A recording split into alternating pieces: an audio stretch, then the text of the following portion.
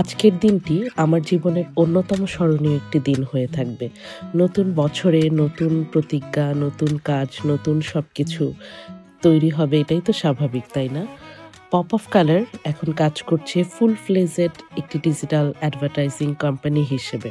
তো সেই কাজের মধ্যেই কিন্তু পিআর এজেন্সি বা মিডিয়া কভারেজের পার্টটা পড়ে। তো আমরা নতুন বছরে আমাদের ১ম কাজটা করলাম হিজাবিয়ানার সাথে। হিজাবিয়ানার নতুন আউটলেট এর গ্র্যান্ড ওপেনিং এ। তো এই ওপেনিং এ আমি ইনভাইটেড হয়েছিলাম অ্যাজ অ্যান গেস্ট। একই সাথে পপ অফ কালার কাজ করেছে কোলাবোরেটেড পার্টনার হিসেবে বা মিডিয়া কভারেজের পুরো সাইটটা পপ অফ কালার দেখেছে অ্যাজ এ পিআর পার্টনার হিসেবে।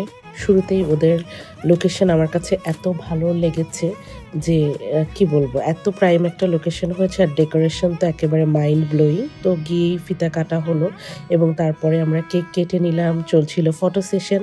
ফটো সেশনের পরে আমি ওদের আউটলেটটা ঘুরে ঘুরে দেখছিলাম এবং দেখে আমি ওদের কালেকশন দেখে এত আমার ভালো লেগেছে যে আমি কি বলবো। আমি ওদের আবায়া অনেক আগে থেকে ইউজ করি, কিন্তু এই ব্র্যান্ডের সাথে পরিচিতি আমার একদম শুরুর থেকে। বাট এত যে ওরা নিজেদেরকে ডেভেলপ করে যে এই জায়গায় নিয়ে আসতে, এতটা কাছ থেকে আমি আসলে বুঝতে পারি নাই। আসলে আজকে কাছ থেকে দেখে বুঝলাম ওরা কোয়ালিটিটা অনেক দারুণভাবে মেনটেন করছে।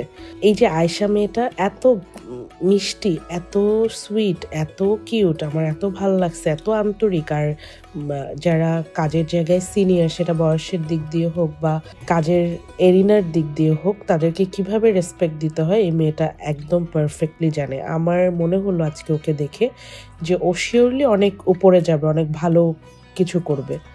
এরপর বের হয়ে আমি আমার জার্নালিস্ট ভাই ব্রাদারদের সাথে গ্রিটিংস করছিলাম, কথাবার্তা বলছিলাম, ওনাদের কলা কৌশল জিজ্ঞেস করছিলাম, সব কিছু ঠিক আছে কিনা জিজ্ঞেস করছিলাম। হুট করে দেখছেন আমার ড্রেস চেঞ্জ হয়ে গেছে, কারণ আপু আমাকে এটা গিফট করলো এবং আমরা পরে তারপরে শ্যুট করছিলাম। শ্যুট করার পর আমি একটু শোরুমটা আবার ঘুরছিলাম। আমি কয়েকটা গিফট আমার নিতে হবে রিসেন্টলি আমার রিলেটিভসদের জন্য, সেগুলো দেখছিলাম, নিজের জন্য দেখছিলাম, কারণ সামনে আমাদের বেশ কিছু প্রোগ্রামের শ্যুট আছে সেগুলোর জন্য।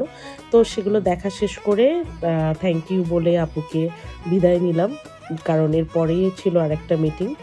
তো আজকে এই পর্যন্তই। ভালো থাকবেন, আল্লাহ হাফেজ। আমার জন্য এবং পপ অফ কালারের জন্য দোয়া করবেন।